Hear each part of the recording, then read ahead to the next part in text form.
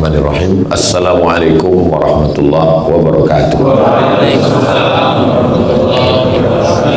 Alhamdulillah, Allahumma salli ala Sayyidina Muhammad wa ala ali Sayyidina Muhammad. Yang sama kita hormati pimpinan, pegawai, karyawan tambang emas Martabe, mudah-mudahan selalu istiqomah iman dan Islam.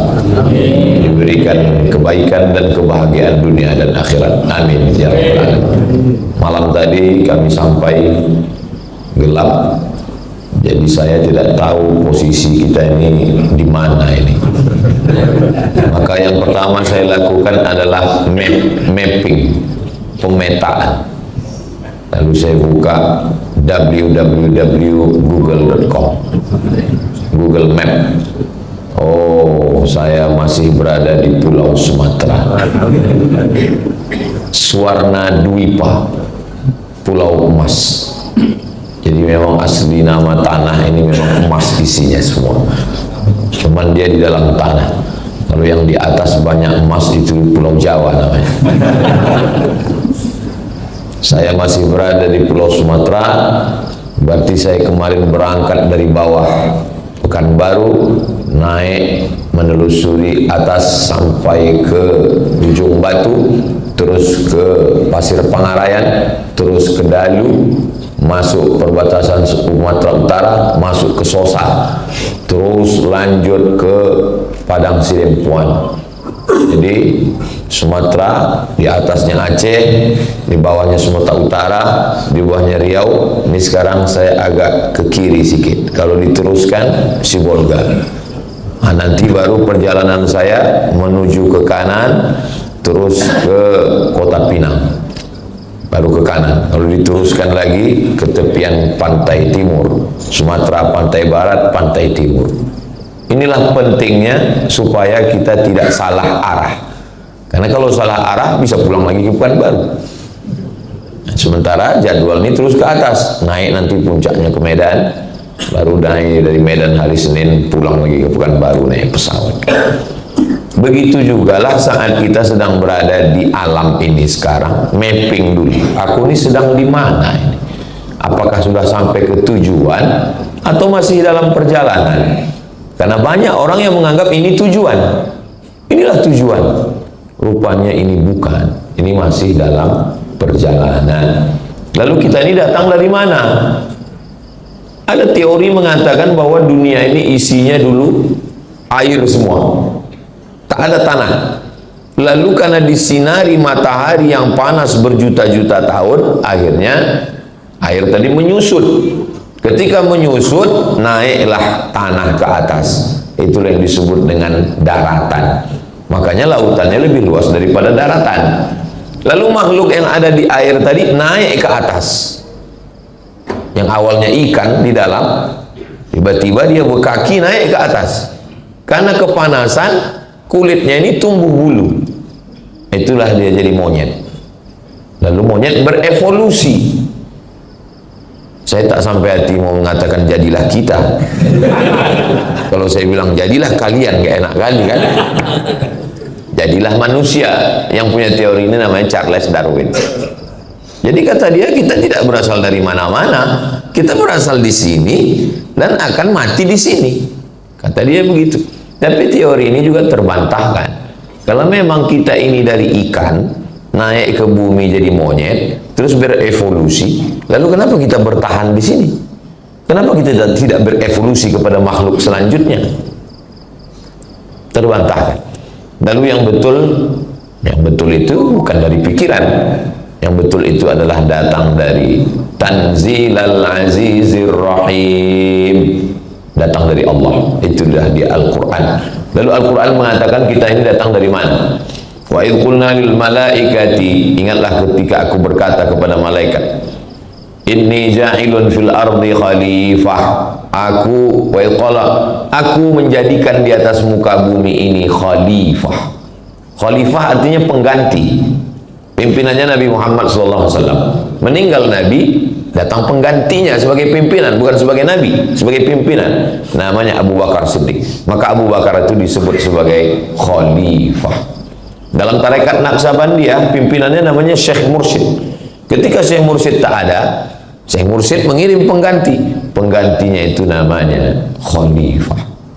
Karena Ustaz Abdul Somad tidak bisa datang, maka ada penggantinya UAS juga, namanya Ustaz Abdul Salam. Maka itu khalifah, pengganti.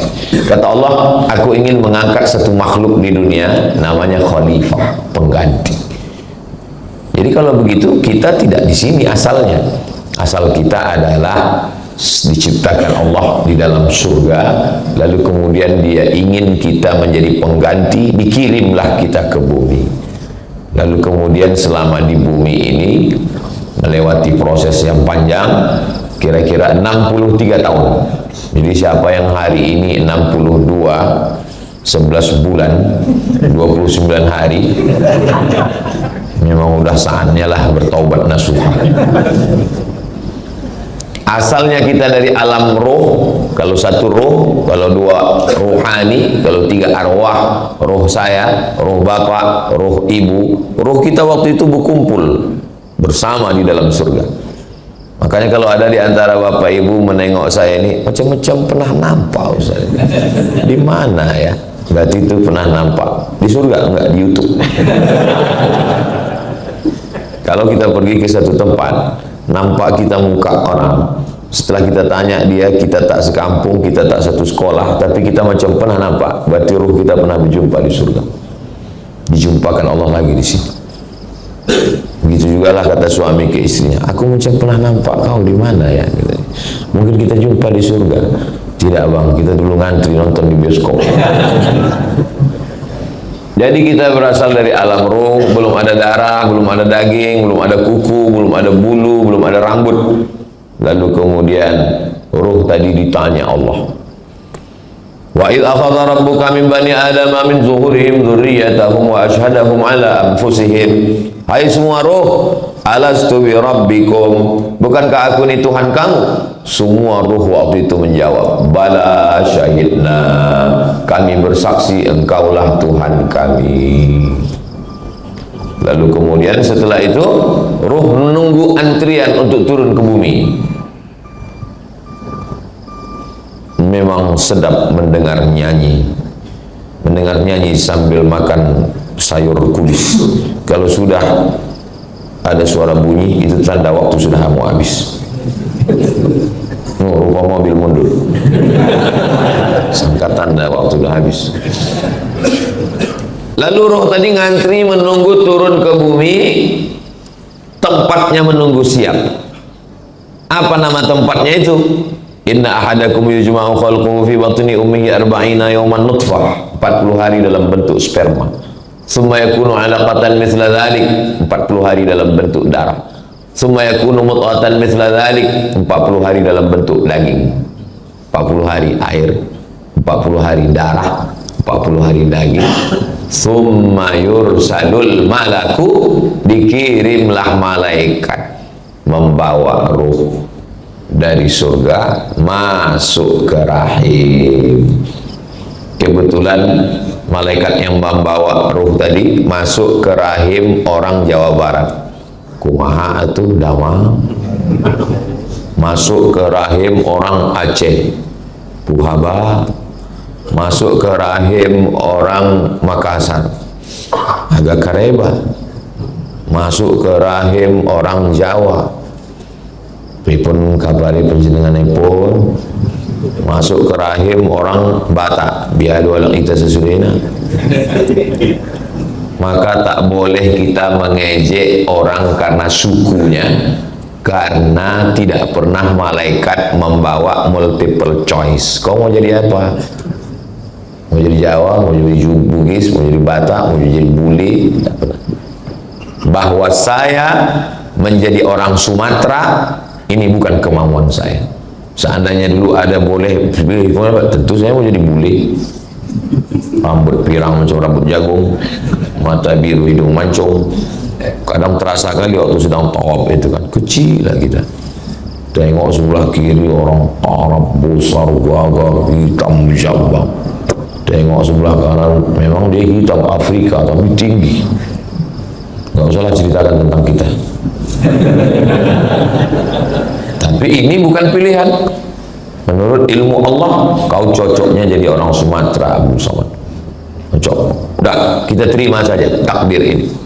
Lalu kemudian kita berada di dalam rahim tadi 9 bulan 10 hari. Dulu begitu, sekarang katanya cepat, 5 bulan lahir. Nikah Januari, Mei lahir. Baru lagi rasanya acara akad di sini, Pak. Ini kau udah acara akikah? Ini edisi minimalis, Pak Ustaz. Cepat kali zaman di sekarang ya. Memang udah tanda-tanda hari kiamat lah ini. Iya, gitu deh. Akhirnya lahirlah ke atas dunia, telentang, beguling, telungkup, tengkurap, merangkak, tetati, berjalan, berlari. Kita tak pernah ingat itu. Saya paling ingat mundur ke belakang waktu atuk saya meninggal, saya tengok emak saya menangis di jalan. Saya tanya, tahun berapa atuk ini meninggal? 1982. Saya lahir 1977. Berarti umur 5 tahun ingatan paling bisa mundur ke belakang. Kalau ada di antara kita ini yang ingat pas dia telungkup, hebat kali itu dah. Sengaja memori itu memang diciptakan Allah, lupa kita. Makanya kita disebut dengan manusia. Manusia itu diambil dari kata nasya. Nasya artinya lupa. Lupa dulu lahir macam mana, lupa dulu merangkak jatuh, lupa. Kayak manusia yang lupa ini diingatkan. Ada yang lebih parah lagi, lupa kampung, lupa rumah, lupa bini. Itu namanya amnesia. Ada kawan saya pakai motor, malam tak dapat ditolak, untung tak dapat diraih, jatuh, pecah helm. Kata dia, aku ini dulu hampir hafal Quran, man. Waktu jatuh itu hilang semua. Al-Fatihah lah yang tinggal. Terus saya bilang, zaman saya kecil dulu, kalau ada radio itu yang rusak, antukkan sekali lagi, balik suaranya sih. Coba antukkan lagi. Entah maunya dia balik sih. Aku takut tuh kalau aku antukkan ini Al-Fatihah itu pula hilang kali. Masih ada orangnya, kawan saya. Ini kalau di-upload, ini ditonton, kiki. Gua banget kata dia. Rupanya ditakdirkan Allah, akhirnya kita pun sekolah TK, SD, SMP, SMA, S1, S2, S3, S teler, S cendol, S doger, S bandung, nikah, punya anak, kerja. Rupanya ditakdirkan Allah, saudara-saudaraku, berada di tambang emas Martagi. Langkah, rezeki, pertemuan, maut, rahasia Allah. Saya jangankan sebulan setahun yang lalu, 3 hari yang lalu pun tak tahu saya bahwa saya akan sholat subuh ini di depan orang yang berseragam. Bahwa saya diminta menjadi imam, berjalan, tak tahu saya. Kata Ustaz Iqbal, Sumatera Utara ini saya kasih jatah 4 hari. Hari Jumat saya datang, Sabtu, Ahad, Senin saya pulang. Setahun cuma 4 hari itulah saya datang. Kemana aja kita Bang Iqbal? Nanti kita ke sini, kita ke sini, kita ke sini, kita ke sini. Mendengar itu sakit kepala saya, udahlah. Ikuti aja lah kemana arah. Yang penting masih di jalan yang benar kan Bang? Iya. Akhirnya subuh ini kita rupanya berjumpa, sholat subuh berjamaah. Belum nampak lagi alam ini entah di mana ini. Nanti udah nampak cahaya matahari, barulah saya tahu, oh di sini rupanya. Akhirnya nanti sampai masanya pensiun, lalu kemudian tua, lalu kemudian tua itu pasti, dewasa itu pilihan. Boleh untuk baju kaos tulis belakang. Tua itu pasti, dewasa itu pilihan. Tapi baju-baju yang motivasi model begini nih nggak boleh dibawa sholat ke masjid. Karena kalau dibawa tengok kawan bilang, mak betul juga ya. Jadi saya tengok ada hadis ditampilkan, kalimatani, 2 kalimat, khafifatani ala lisan, ringan di lidah, thaqilatani fil mizan, berat pada mizan timbangan amal, habibatani ila rahman, dicintai Allah, subhanallah bihamdihi, subhanallahil azim. Boleh buat baju ringan di lisan, berat di timbangan. Orang suka pada kalimat-kalimat yang indah model begitu. Hidup boleh berhenti, amal jariah mengalir walau sesudah mati. Masya Allah. Kemarin saya tengok ada tulisan, Anda sedang diamati CCTV. Cuman kalau sekedar kalimat begitu kita kan lupa. Yang buat kita tetap ingat itu ada tulisan di bawahnya, Anda sedang diamati CCTV sebagaimana mantan mengamati ingin kembali. Saudara yang dimuliakan Allah Subhanahu wa taala, lalu kemudian sampai akhirnya kita pun lewat pada stasiun kehidupan ini, ternyata dia bukan tujuan. Jadi yang selama ini pontang panting, tunggang langgang, lintang pukang, kepala jadi kaki, kaki jadi kepala, berharap inilah hidup yang sebenarnya, rupanya saat malaikat maut mencabut nyawa, ini hanyalah fata morgana. Bisa juga untuk baju kaos. Disangka ini selamanya, rupanya ini adalah fata morgana. Begitu ruh keluar dari jasad, semuanya tidak lagi nyata. Dan yang tidak nyata sekarang inilah menjadi nyata. Sekarang ini kalau ada orang nantang, mana malaikat itu? Mana malaikat maut itu? Mana mungkar nakir itu? Mana alam kubur itu? Mana surga itu? Mana neraka itu? Enggak nyata. Yang nyata sekarang, anak, bini, rumah, motor, mobil, duit, itu yang nyata. Tapi begitu ruh keluar dari jasad, yang nyata sekarang menjadi tak nyata, yang tak nyata menjadi nyata. Oke, kalau ada orang nantang-nantang, mana surga itu? Mana neraka? Mau kau nyata? Biar ku nyatakan sama kau. Begitu ruh keluar dari jasad, yang nyata ini menjadi tak nyata. Apa yang paling nyata sekarang? Istri. Istri yang paling nyata. Tapi begitu kita mati, dia menjadi tak nyata. Yang kata dia, hidup semati bang, langsung aku hidup kau mati. Yang kata dia, ini harta kita bersama bang, begitu kita mati harta itu berubah menjadi gono gini, kau gono aku gini. Mati-matian kita mencari duit, mencari arsitek, tukang gambar, kita menatanya, jadilah rumah itu megah, mewah, cantik. Mati kita jam 8 malam. Jam 8 malam kita mati, jasad kita tak lagi tinggal di kamar, dipindahkan ke ruang tamu. Carilah di Indonesia, di dunia ini, yang mati jam 8 istrinya masih mau tidur sama dia. Nggak ada itu. Dipindahkan kita ke ruang tamu, menangis dia sebentar, habis itu masuk dia ke kamar. Habis itu apa yang terjadi? Wah, ada ibu-ibu rupanya di luar. Saya sangka ini pembicaraan antar kami sesama lelaki aja.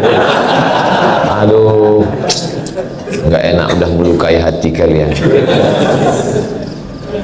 Pada akhirnya kita semua akan meninggalkan ini. Walal akhiratu khairul laka minal ula. Yang akhirat itulah lebih utama daripada yang di sini. Wal akhiratu khairu wa abqa. Yang di sana itu lebih baik dan lebih kekal abadi. An-nasu niyam, manusia ini tidur. Sekarang ini kita sedang tertidur ini, sedang mimpi indah. Ada yang mimpi jadi orang kaya. Ada yang mimpi menang pilkada. Ada yang mimpi jadi pengusaha. Orang kalau sudah mimpi, makin lelap tidurnya, makin sedap, maka mengigaunya pun makin. Maka kalau tidurnya biasa aja, nggak mengigau, itu tanda banyak beban itu. Tapi kalau sampai mengigau, itu tandanya tidurnya sangat pulas dan lelap.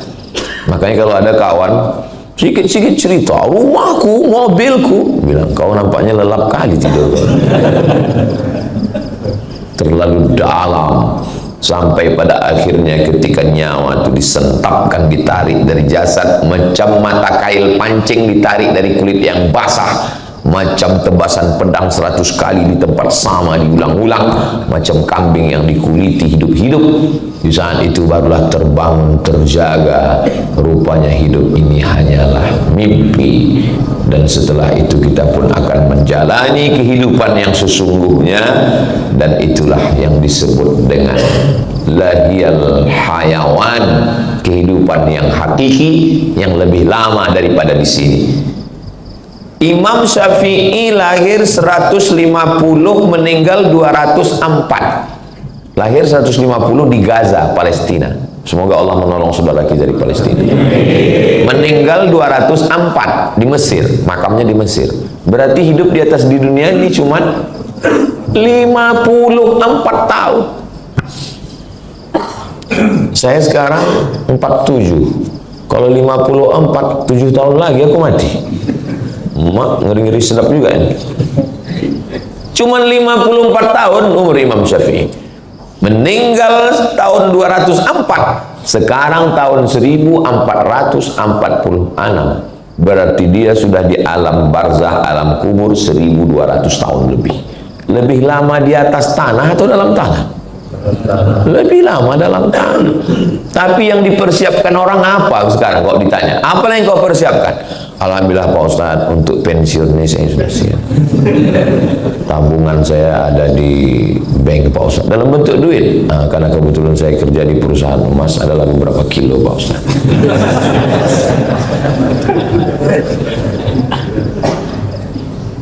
Yakin betul umur nih sampai pensiun. Disiapkan semua. Kalau tentara tadi malam saya tanya Pak Dan Yonip 123 Raja Wali, berapa pensiun Pak? 58 katanya. Kalau guru besar profesor 70. Kalau martabe 58. Hati-hati kalian yang 57. Yakin betul dia persiapan ini 58. Aku 58 pensiun, siap. Ya tak tahu malaikat maut datang 55. Rupanya malaikat maut itu kalau datang ditanyanya dulu kita, kau udah pensiun apa belum? Enak kali. Begitu sampai masanya kita mati, semuanya tinggal baju seragam diganti dengan kain kafan. Surat nama di STNK BPNKB, mati kita, surat mobil, surat motor dibawa ke Samsat, diganti nama orang lain. Kenapa? Karena orang pajak nggak mau mengutip pada almarhum.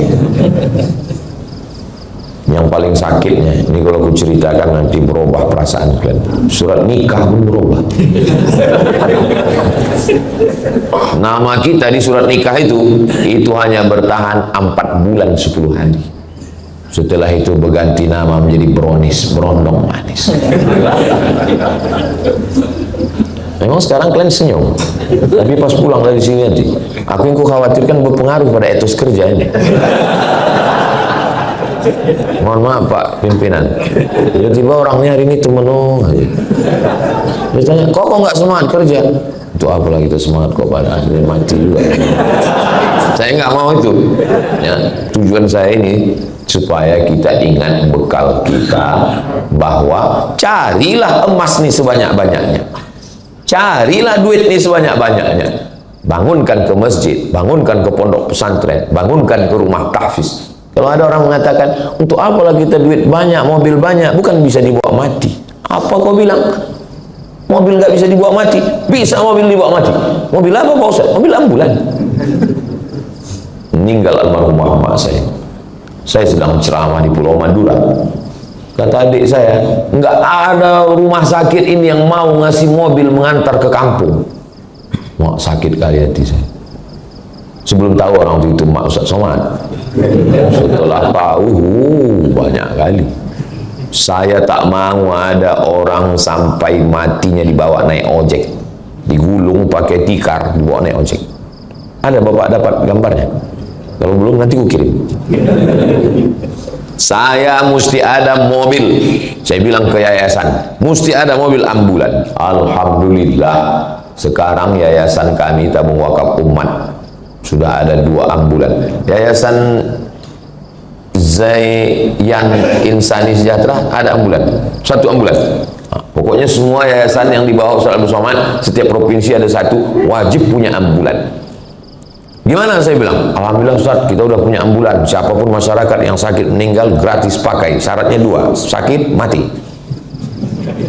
Gratis. Gimana operasionalnya? Ada tiap hari. Jarang pula yang sakit, jarang pula yang meninggal sekarang Pak Ustaz. Alhamdulillah. Rupanya ambulan ini dulu saya tahu saya 2 aja tupoksinya, sakit mati. Sekarang 3, dipakai untuk mudik.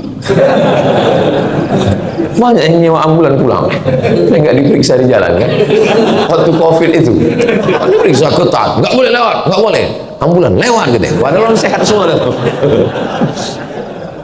Kok nggak bisa pulang kampung? Kami naik ambulan Pak Ustaz. Bapak Ibu yang dimuliakan Allah Subhanahu Wa Taala. Jadi sampai akhirnya selesailah hidup kita. Pada akhirnya hidup hanyalah sepotong kenangan. Maka tinggalkanlah kenangan yang baik. Kau dulu kerja di mana? Aku kerja dulu di tempat tambang emas Martabe. Oh, di sana. Siapalah kawan kau yang paling kau ingat di tempat kerja kau? Ada 2. Yang satu itu baiknya ya Allah, macam saudara kandung. Yang satu itu hancur kalian. Ada setiap beban akulah yang jadi apa? Beban kerja ke aku juga, beban absen ke aku juga, beban hutang ke aku juga. Curiganya aku tuh dia memang dari tanah, tapi mungkin dari tanah timbul cipta dia. Saudara yang dimuliakan Allah Subhanahu Wa Taala, pada akhirnya menghembuskan nafas yang terakhir. Kalau bisa waktu kita lahir dulu semua orang ketawa menyambut, oh senang. Dan waktu kita mati semua orang menangis. Waktu kita lahir yang menyambut ketawa, kita menangis. Tak tahulah ya, setahu saya belum ada lagi anak lahir ketawa. Kok lahir dia ketawa, kita pula pucat. Waktu lahir kita ketawa, yang menyambut. Waktu lahir kita menangis, yang menyambut kita itu ketawa. Kita mau waktu kita mati keliling kita menangis dan kita tersenyum karena kita husnul khatimah. Sebelum roh itu keluar dari badan, dikepakkan malaikat sayapnya. Nampak kita tempat kita di surga. Baru kita tersenyum, barulah kita mati. Itu maka waktu dibuka penutup wajahnya. Kalau menengok jenazah itu buka tutup aja, buka nampak. Kok senyum dia Pak Ustaz? Kata Pak Ustaz, mati itu sakit. Katanya mati itu menyakitkan. Kok senyum dia? Karena sebelum mati udah nampaknya tempatnya di surga. Saya, jangankan tempat saya di surga, tempat nginap tadi malam pun tak nampak saya. Di mana kita nginap nih Bang Iqbal? Di rumah masyarakat atau di hotel? Ada di sana itu apa katanya, kotak-kotak besi kargo.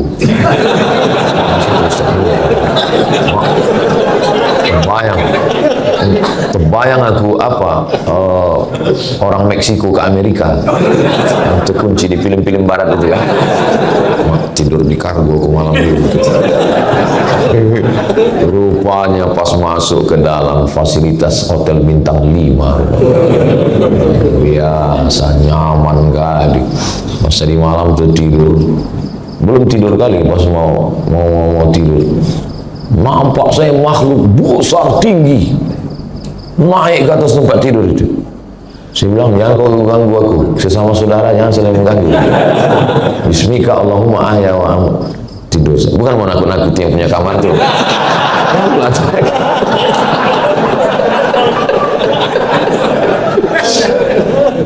Saudara yang dimuliakan Allah Subhanahu Wa Taala. Akhirnya, kenapa lah Ustaz selalu kalau ceramah itu Ustaz pancing-pancing kami supaya senyum? Saya mau melengok, jamaah ini bahagia atau tidak? Nah, maka kalau saya tengok dari senyumnya ini bahagia. Pernah saya pancing-pancing orang, nggak bisa dia ketawa. Saya pancing sedikit aja. Wah, itu berat kali beban orang. Karena kalau saya tanya, pasti semua ngaku bahagia kan? Apakah jamaah yang ada di Martabe bahagia? Bahagia! Saya nggak mau nanya orang kayak gitu. Saya pancing, tapi dia tengok senyumnya. Kalau aku tengok ini nggak ada beban ini orang. Tapi nggak tahu juga lah kita kan. Saudara yang dimuliakan Allah. Tadi saya dikasih tahu, besok kita sholat subuh. Habis sholat subuh itu Ustadz menjawab pertanyaan katanya. Nah, biasanya kertasnya udah ditumpuk. Pas saya tanya, ada pertanyaan. Orang ini mau mencoba Ustadz, menanyanya itu pakai telepati. Jadi tengoknya gini. Saya bilang ilmu saya belum sampai ke situ. Jadi kalau mereka tak nulis, sampaikan aja. Maka tadi kata Bapak Ustaz Somad, nanti ada 2 pertanyaan, 2 dari laki-laki, 2 perempuan. Enggak masalah, sebanyak apapun enggak apa. Apalah susahnya membaca pertanyaan kan? Yang bisa saya jawab, yang enggak bisa saya bawa pulang. Nanti baru saya jawab dari Pekanbaru, di-upload, ditonton di channel Ustaz Abdul Somad Official. Subscribe, like, share, and nah, jadi lebih kurang setengah jam. Tadi dari jam 5.20, sekarang jam 6 kurang 10, 30 menit saya sampaikan materi. Intinya bahwa ini bukan tempat kita. Makanya kita tak nyaman di sini, karena tempat kita yang asli nanti kita diundang oleh Allah. Ya ayyatuhan nafsul mutmainnah, wahai jiwa yang tenang, irji'i, pulanglah. Ini bukan tempat kamu. Irji'i, pulanglah, ila rabbiki radiyatan mardiyah, pulang dalam keadaan bahagia. Fadkhuli fi ibadi, masuklah bersama hamba-hambaku. Wadkhuli jannati, masuklah ke dalam surgaku. Mati itu membahagiakan.